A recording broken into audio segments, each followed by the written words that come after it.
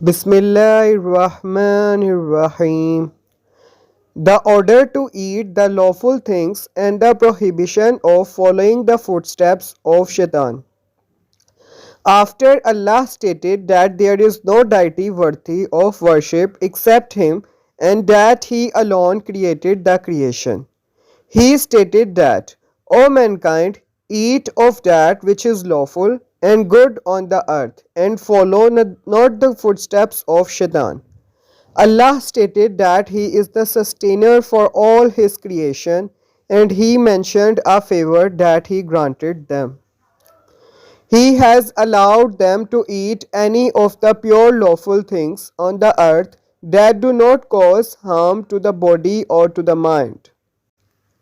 He also forbade them from following the footsteps of Shaitan, meaning his ways and methods with which he misguides his followers, like prohibiting the bahira, a she camel whose milk was spared for the idols and nobody was allowed to milk it, or sahiba, a she camel let loose for free pasture for the idols and nothing was allowed to be carried on it, or a wasila, a she camel set free for idols because it has given birth to a she camel at its first delivery and then again gives birth to a she camel at its second delivery, and all of the other things that Shaitan made attractive to them during the time of Jahiliyyah. Muslim recorded Ayad bin Himar saying that Allah's messenger said that Allah the Exalted says, every type of wealth I have endowed my servants is allowed for them, until I have created my servants Hunafa, pure or upright, but the devils came to them and led them astray from their true religion and prohibited them from what I allowed for them. Allah said, He is to you an open enemy, warning against Shaitan. Allah said in another instance, surely Shaitan is an enemy to you, so treat him as an enemy. He only invites his followers that they may become the dwellers of the blazing fire. Will you then take him, Iblis, and his offspring as protectors and helpers rather than me while they are enemies to you? What an evil is the exchange for the Zalimeen, polytheists and the wrongdoers, etc. Qatada and As-Sudhi commented on what Allah said, and follow not the footsteps of Shaitan. Every act of disobedience to Allah is among the footsteps of Shaitan. Abd bin Humayd reported that Ibn Abbas said, any vow or oath that one makes while angry is among the footsteps of Shaitan, and its expiation is that of the vow. Allah's statement, He, Shaitan, commands you only what is evil and fahisha, sinful, and that you should say about Allah what you know not. The verse means your enemy Shaitan commands you to commit evil acts and what is worse than that, such as adultery and so forth. He commands you to commit what is even worse, that is saying about Allah without knowledge. So this includes every innovator and disbeliever. When it is said to them, follow what Allah has sent down, they say, nay, we shall follow what we found our fathers following. Would they do that, even though their fathers did not understand anything nor were they guided? And the example of those who disbelieve is as that of him who shouts to those flock of sheep that hear nothing but calls and cries. They are deaf, dumb, and blind, so they do not understand. The polytheist imitates other polytheists. Allah says, when it is said to them, follow what Allah has sent down, they say, nay, we shall follow what we found our fathers following. Allah states that if the disbelievers and polytheists are called to follow what Allah has revealed to His Messenger and abandon the practices of misguidance and ignorance that they indulge in, they will say, rather, we shall follow what we found our fathers following, meaning worshipping the idols and the false deities. Allah criticized their reasoning. Would they do that even through their fathers? Meaning, those whom they follow and whose practices they imitate, and did not understand anything nor were they guided. Meaning, they had no sound understanding or guidance. Ibn Ishaq reported that Ibn Abbas said that this was revealed about a group of Jews whom Allah's Messenger called to Islam, but they refused, saying, rather we shall follow what we found our forefathers following. So Allah revealed this ayat above. The disbeliever is just like an animal.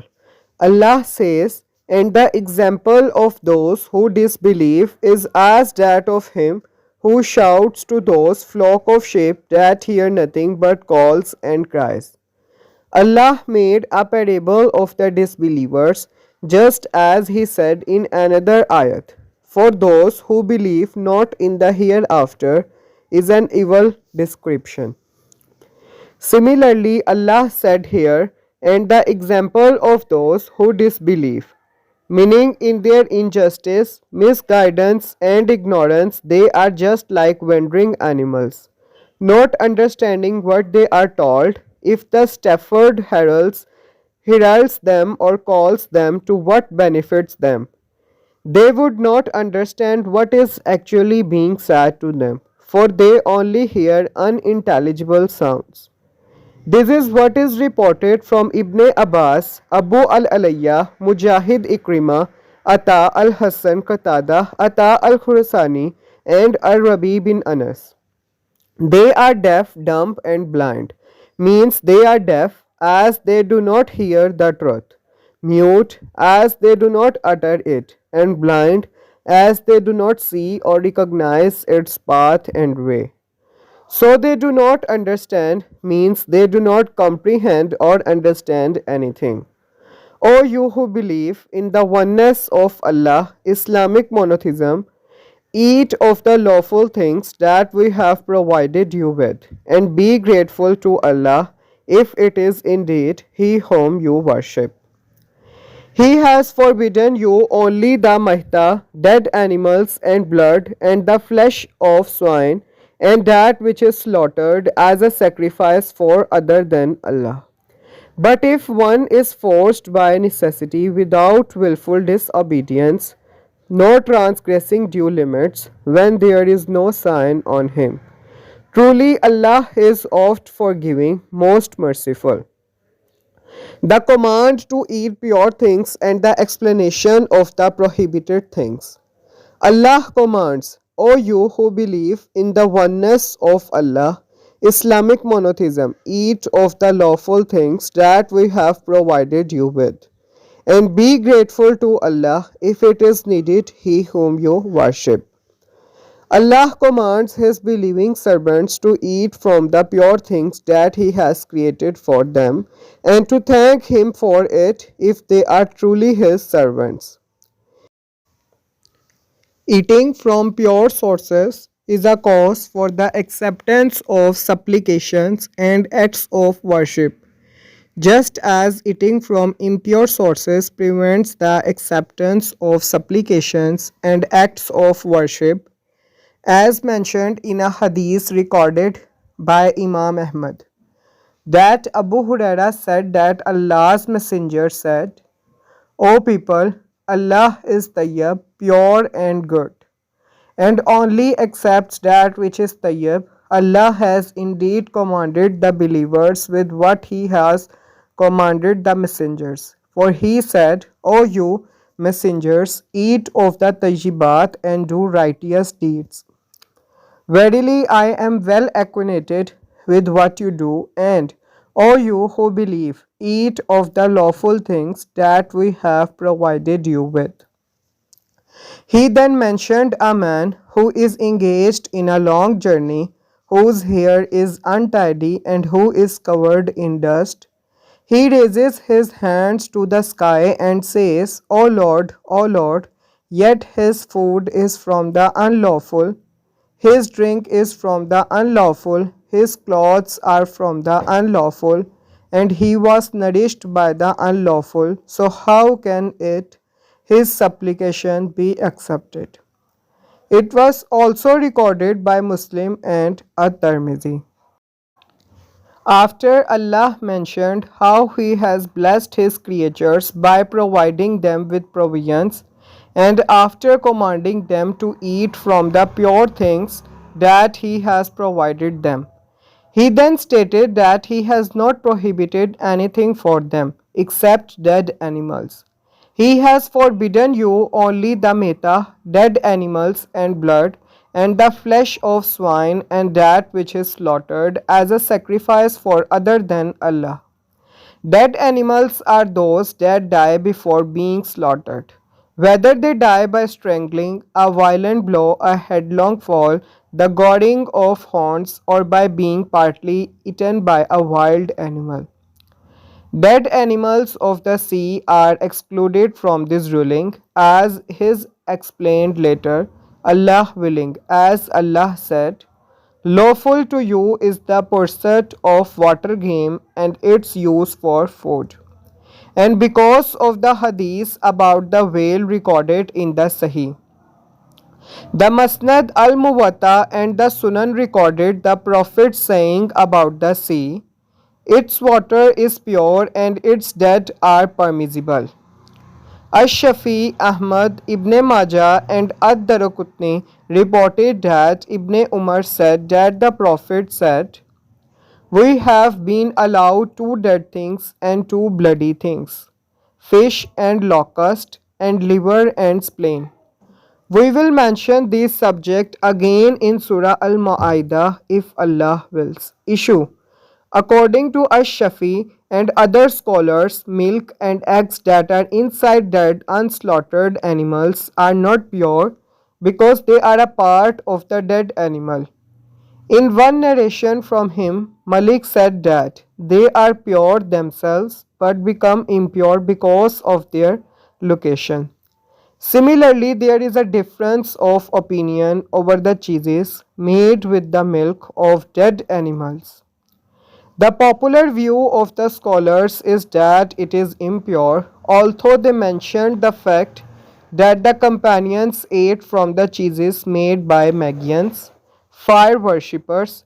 Hence, Al-Qurtubi commented, since only a small part of the dead animal is mixed with it, then it is permissible, because a minute amount of impurity does not matter if it is mixed with a large amount of liquid. Ibn Majah reported that Salman said that Allah's Messenger was asked about butter, cheese, and fur. He said, the allowed is what Allah has allowed in His book, and the prohibited is what Allah has prohibited in His book. What He has not mentioned is a part of what He has pardoned. Allah has prohibited eating the meat of swine, whether slaughtered or not, and this includes its fat, either because it is implied or because the term lahm includes that, or by analogy. Similarly prohibited are offerings to other than Allah, that is what was slaughtered in a name other than His, be it for monuments, idols, divination, or the other practices of the time of Jahiliyyah. Al-Qurtubi mentioned that Aisha was asked about what non-Muslims slaughter for their feast and then offer some of it as gifts for Muslims. She said, do not eat from what has been slaughtered for that day or feast, but eat from their vegetables. The prohibited is allowed in case of emergency. Then Allah permitted eating these things when needed for survival or when there are no permissible types of food available. Allah said, but if one is forced by necessity without willful disobedience, nor transgressing due limits, meaning without transgression or overstepping the limits, then there is no sign on him, meaning if one eats such items, for truly Allah is oft forgiving, most merciful. Mujahid said, if one is forced by necessity without willful disobedience, not transgressing the set limits, for example, if he did not, then he would have to resort to highway robbery, rising against the rulers, or some other kinds of disobedience to Allah, then the permission applies to him. If one does so transgressing the limits or continually or out of disobedience to Allah, then the permission does not apply to him even if he is in dire need. The same was reported from Said bin Jubair. Said and Muqattil bin Hayyan are reported to have said that without willful disobedience means without believing that it is permissible.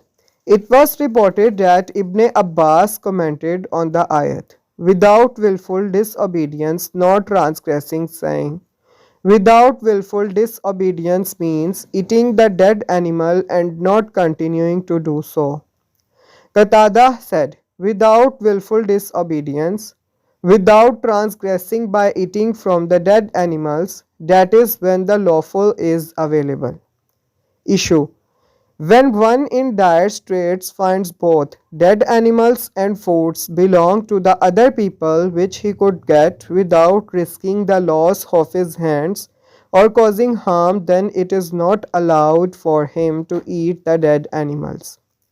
Ibn Majah reported that Abad bin Shurahbil al-Ghubari said, one year where we suffered from famine, I came to Al-Madinah and entered a garden. I took some grain that I cleaned and ate, then I left some of it in my garment. The owner of the garden came, roughed me up and took possession of my garment. I then went to Allah's messenger and told him what had happened. He said to the man, you have not fed him when he was hungry, or he sat starving, nor have you taught him if he was ignorant. The Prophet commanded him to return Abbas's garment to him and to offer him a wask, around 180 kilograms, or a half wask of food. This has a sufficiently strong chain of narrators, and there are many other witnessing narrations to support it, such as the hadith that Amr bin Shu'aib narrated from his father that his grandfather said, Allah's messenger was asked about the hanging clusters of dates. He said, there is no harm for whoever takes some of it in his mouth for a necessity without putting it in his garment. Muqattil bin Hayyan commented on, then there is no sign on him. Truly Allah is oft forgiving, the most merciful. For what is eaten out of necessity? Said bin Zubair said, Allah is pardoning for what has been eaten of the unlawful and merciful in that He allowed the prohibited during times of necessity. Masruq said, whoever is in dire need but does not eat or drink until he dies, he will enter the fire. This indicates that eating dead animals for those who are in need of it for survival is not only permissible but required. Verily, those who conceal what Allah has sent down of the book and purchase a small gain therewith of worldly things, they ate into their bellies nothing but fire. Allah will not speak to them on the day of resurrection, nor purify them, and theirs will be a painful torment. Those are they who have purchased error at the price of guidance, and torment at the price of forgiveness. So how bold they are for evil deeds, which will punish them to the fire. That is because Allah has sent down to the book the Qur'an in truth, and verily those who disputed as regards the book are far away in opposition.